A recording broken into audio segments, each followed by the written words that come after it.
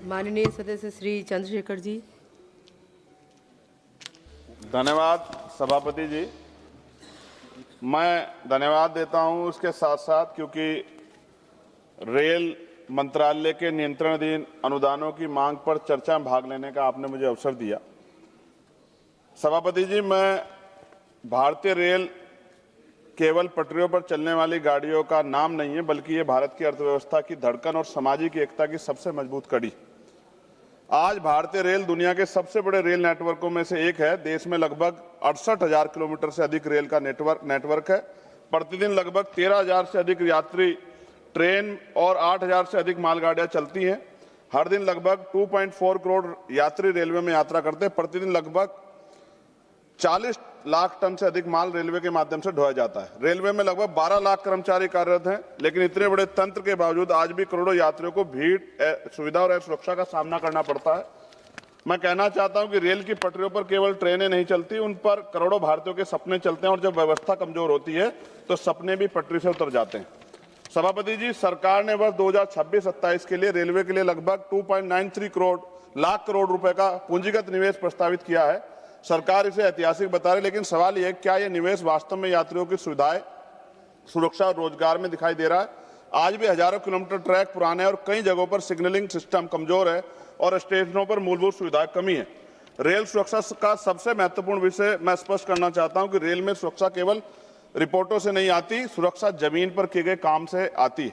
आज भी हजारों किलोमीटर ट्रैक पर नवीकरण होना बाकी है और कर्मचारियों की कमी एक गंभीर समस्या है।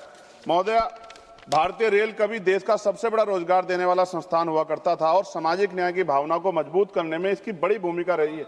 लेकिन आज रेलवे में लगभग 3 लाख से अधिक पद खाली पड़े हैं और प्रमोशन से जुड़े अनेक मुद्दे सामने आते हैं। मैं सरकार से पूछना चाहता हूं, मंत्री तो यहाँ मौजूद हैं, कि जब देश का युवा बेरोजगारी के लिए दर-दर भटक रहा है तो रेलवे में इतने पद खाली क्यों पड़े हैं?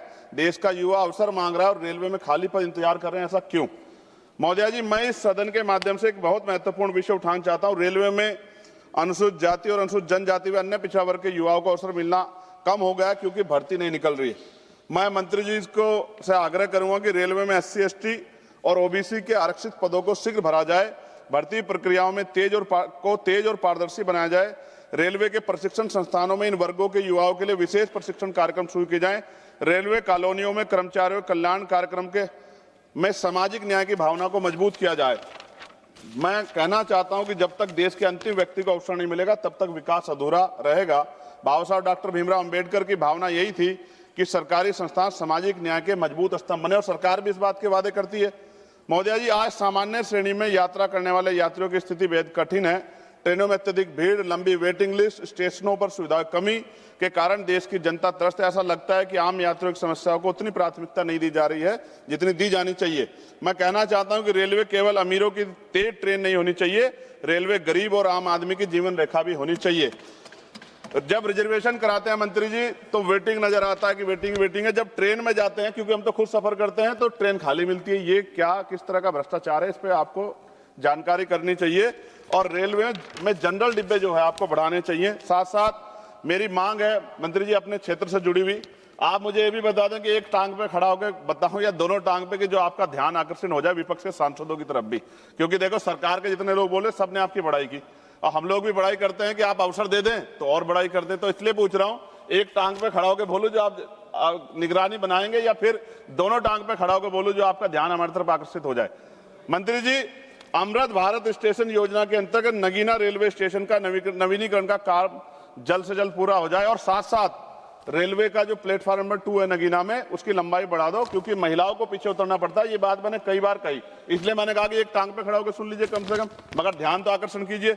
नगीना और आसपास के क्षेत्र में लाखों लोग दिल्ली, हरिद्वार और लखनऊ की यात्रा करते हैं, इसलिए आवश्यक है कि दिल्ली और हरिद्वार जाने वाली प्रमुख एक्सप्रेस ट्रेनों का ठहराव नगीना लोकसभा क्षेत्र में बढ़ाना चाहिए। नजीबाबाद नगीना धामपुर रेल मार्ग पश्चिम उत्तर प्रदेश के लिए बहुत महत्वपूर्ण है। मैं मंत्री से मांग करूंगा कि इस रेल सेक्शन को, इंफ्रास्ट्रक्चर को मजबूत किया जाना चाहिए। नगीना क्षेत्र के लोगों की सुविधा के लिए दिल्ली और लखनऊ के लिए नई इंटरसिटी ट्रेन चलाई जाए, इससे क्षेत्र के छात्रों और व्यापारियों को बड़ा लाभ मिलेगा। धामपुर नगीना से दिल्ली के लिए सीधी ट्रेन चलाई जाए, नजीबाबाद से नगीना और धामपुर होते मुंबई के लिए ट्रेन चलाए। मेरी बहुत पुरानी मांग हो गई है लंबे समय से कि ये मांग पूरी हो जाए और सेओरा, किरतपुर, हल्दोर, नगीना, धामपुर आदि स्थानों पे फ्लाईओवर अंडरपास की मांग का काम जल्द पूरा हो जाए। और आपको याद है, आप भी कहते हैं, बहुत सारे मंत्री कहते हैं 1-1 मिनट कीमती है। अब 1 मिनट का जो वैल्यू है वो यहां पता लगती है, लेकिन वहां 15-15, 20-20 मिनट खड़े होना पड़ता है। और ये डिजिटल इंडिया है, विश्वगुरु भारत की बात होती है सरकार की तरफ से, कहां है वो? कितने फाटक ऐसे जिन पर भी काम होना बाकी है? मुजफ्फरनगर में शुक्रताल में जो बहुत बड़ा तीर्थ है मंत्री जी, गुरु गद्दी अखंड ज्योति सतगुरु समनदास जी महाराज की, वहां बहुत लाखों श्रद्धालु जाते हैं, उसको भी किसी कनेक्टिविटी से जोड़िए, तो इससे अर्थव्यवस्था में भी फायदा होगा और वहां के जो वहां मानने वाले लोग हैं उनको भी जो है वो भी आपका धन्यवाद करेंगे। अंत में मैं केवल ये बात कहना चाहता हूं कि भारतीय रेल केवल लोहे की पटरी पर नहीं चलती हुई, यह देश के विश्वास और उम्मीदों पर चलती है। अगर इस विश्वास को मजबूत करना है तो रेलवे को सच में मजबूत करना होगा।